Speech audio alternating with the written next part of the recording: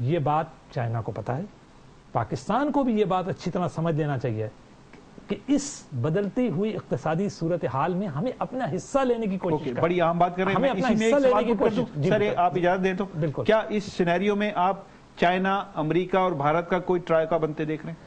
جناب میں کوئی ٹرائیکا جس سینس میں آپ کہہ رہے ہیں اس طرح تو نہیں ہے، اس لیے کہ یہ جو ابھی امریکہ نے یہ جو سیکیورٹی کونسل کے معاملے میں پہلے تو اوباما صاحب نے ان کو سپورٹ کیا ہے نا، اس کے بعد چائنا کا اسٹیٹمنٹ آیا ہے.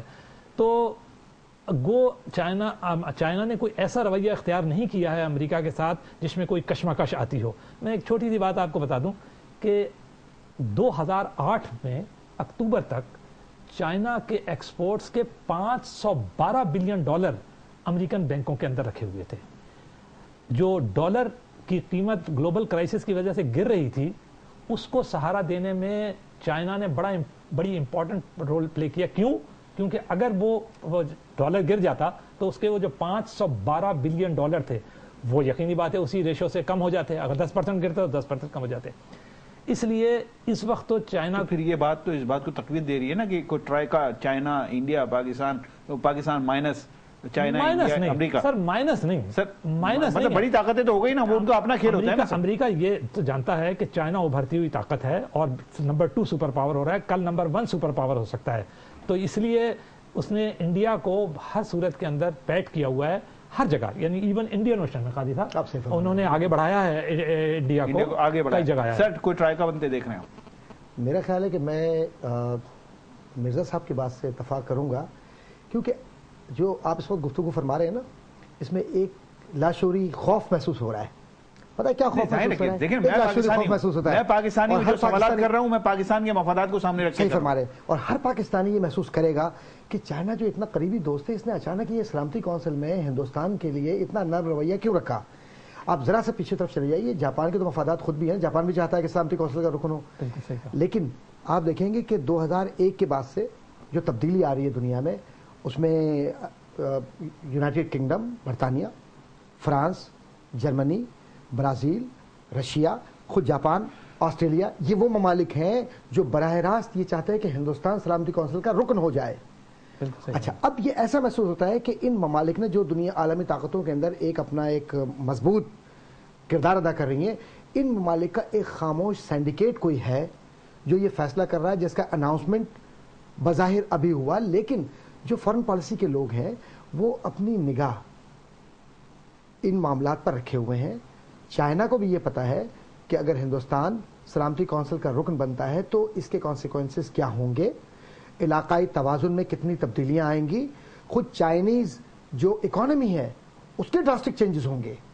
اس لیے کہ جب وہ ویٹو پاور بنے گا، اور ویٹو پاور بننے کے بعد جب ورلڈ پالیٹکس میں وہ ایک کردار ادا کرے گا، اور کسی موقع پر اگر بائی پولر سسٹم کا اسٹیبلش ہوتا ہے اور چائنا اسٹیبلش کرتا ہے بائی پولر سسٹم کو اور یونیپولر سسٹم ختم ہوتا ہے، تو اس میں آپ دیکھیں گے توازن قوت نہیں رہے گا کہ دو ممالک ایک جیسے ہوں، پھر ان کے درمیان رسہ کشی چائنا اور ہندوستان.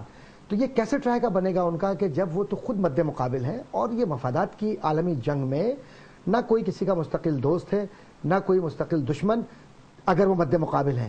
اور یقیناً پاکستان چائنا کا مد مقابل نہیں ہے، اور ایک مضبوط پاکستان چائنا کی ضرورت ہے. اب یہ اسی سے جڑا ہوا ایک اہم سوال آپ سے پوچھ لوں سر، یہ فرما دیجئے کہ ایک تاثر پاکستان میں عام ہے بالکل کہ جیسے چائنا اور امریکہ کے درمیان بہت بڑی کوئی ٹسل ہے جس کو انہوں نے ابھی نیگیٹ کیا، اور یہ دونوں ممالک ایک دوسرے کے متصادم ہیں، ایک دوسرے سے خوف کھاتے ہیں، اور چائنا کو کاؤنٹر کرنے کے لیے امریکہ پاکستان میں اور مختلف ممالک میں اپنی حکمت عملی طے کرتا رہتا ہے کہ وہاں یہاں بٹھا دیا، گلگت میں بٹھا دیا اپنی فورسز ادھر.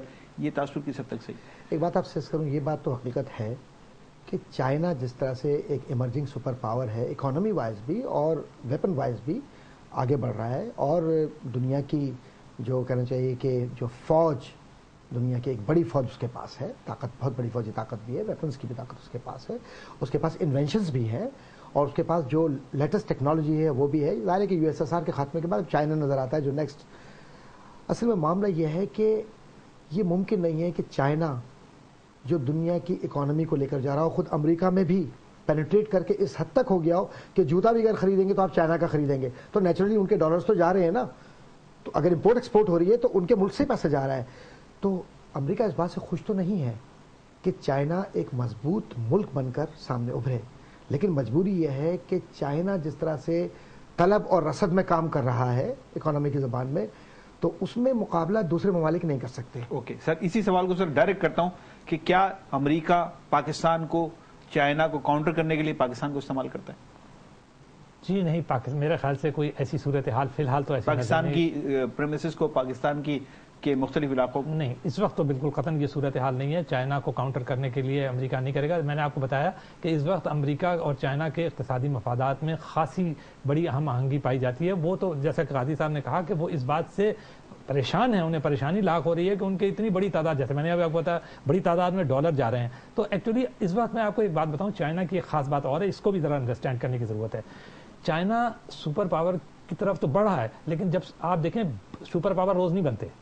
گزشتہ 200 سال کے اندر صرف 4 یا 5 سپر پاور بنے ہیں، آپ نے خود دیکھ لیا ہے۔ رشیا بنا، برطانیہ بنا، فرانس بنا، جرمنی تھا، اس کے بعد وہ ٹوٹ گیا۔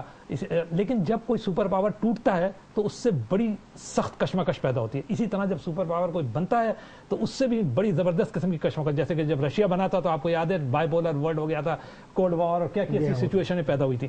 لیکن چائنا سپر پاور بن رہا ہے، اس نے ایک ایسی پالیسی اڈاپٹ کی ہے، ہمیں اس کی داد دینی چاہیے۔ ایسی خوبصورت پالیسی اڈاپٹ کی ہے کہ وہ اسی، حالانکہ اس کا سسٹم کمیونسٹ تھا، لیکن آپ نے دیکھا اس نے انٹری دی ہے کیپٹل سے سسٹم کے اندر، اور اس میں اپنے آپ کو ایڈجسٹ کرتے ہوئے انہی کے اوپر بھاری پڑ رہا ہے۔ تو اس نے دیکھیے، جو نان ایشوز کو ایشوز نہیں بنانا چاہیے۔ مسئلہ یہ ہے کہ اگر آپ نان ایشوز کو ایشوز بنانا شروع کر دیں گے تو جو اصل ایشوز ہیں وہ پیچھے چلے جائیں گے، پس منظر میں چلے جائیں گے۔ اس کے لیے جو مرزا صاحب کی بات ہے میں اس سے اتفاق کروں گا 100%، کہ ہمارے جو مقتدر طاقتیں ہیں ہماری، جو اس وقت حکومت میں ہیں، ان کی یہ ذمہ داری بنتی ہے کہ فارن پالیسی کے جو ماہرین ہیں ان کو یہ ہدایات دیں اور ان کے ساتھ بیٹھ کر اس بات کو طے کریں کہ سب سے پہلے اپنی خامیاں تلاش کریں۔ دوسرا یہ کہ جو انٹرنیشنل لیول پر جو تبدیلیاں آ رہی ہیں، خاص طور پہ UN کے لیے جو آپ ایڈریس کر رہے ہیں، جو آپ مثال طور پہ اسمتھسونین انسٹیٹیوٹ آف ریسرچ جو امریکہ میں کام کرتا ہے، وہ پوری دنیا کی پولیٹیکل اسٹریٹجیز کو اور اکانومی کو دیکھ رہا ہے۔ ایسے ہی آپ بھی یہاں سے بیٹھ کر یہ دیکھیے کہ آپ کے پڑوسی ممالک میں چائنا اور ہندوستان کس طرف توجہ دے رہے ہیں، کس طرف جا رہے ہیں، تو آپ اس کو توجہ دے کر ان چیزوں کو اپنے پاس اس طرح سے شامل کریں جس سے ملک کے مفادات شامل ہوں، اور اس میں خاص طور پہ اپوزیشن، حکومت اور عوام اور ہماری فوج، ان سب کو ایک ہی مفاد رکھنا چاہیے کہ مضبوط پاکستان اگر ہے تو یہ سارے ادارے ہیں، اور اگر خدا نخواستہ پاکستان کمزور ہے تو ہم سب ختم ہو جائیں گے۔ ایک بات، ایک لفظ میں سے لائن ایڈ کروں گا قاضی صاحب کے اوپر ہی، اسٹریٹجی ہمیں بنانی چاہیے، اور اسٹریٹجی کس چیز کا نام ہے؟ دنیا کو دیکھنا، اپنے مفادات کی نظر سے اپنے مفادات کو سیکیور کرنا، اور جہاں ممکن ہو اپنے مفادات کو فروغ دینا۔ ٹھیک ہے، آپ کا شکریہ منور مرزا صاحب، اور جناب پروفیسر ڈاکٹر احمد قاضی صاحب، آپ کا بھی مشکور ہوں، آپ نے گفتگو کی۔ ناظرین، گفتگو آپ کے حوالے سوچئے ضرور کہ پاکستان کو کہاں کھڑا ہونا چاہیے ایسے حالات پر۔ بڑی اہم بات مرزا صاحب نے کہی اور قاضی صاحب نے بھی کہ پاکستان کو سب سے پہلے اپنی کمزوریاں تلاش کرنی چاہیے فارن پالیسی کے حوالے سے بھی، اور مرزا صاحب نے یہ کہا کہ فوکس کرنا چاہیے اندر کے معاملات کو، داخلی معاملات کو، خاص طور سے اقتصادیات کو۔ اگر اقتصادیات کو ہم فوکس کر کے اپنے معاملات کو آگے بڑھائیں گے، اپنے ملک کو آگے بڑھائیں گے، تو شاید ہم کبھی 10 سال بعد، 15 سال بعد کہیں کھڑے ہوں کہ ہم انٹرنیشنل پالیٹکس میں کوئی رول ادا کر سکیں۔ اجازت چاہتا ہوں، اللہ حافظ۔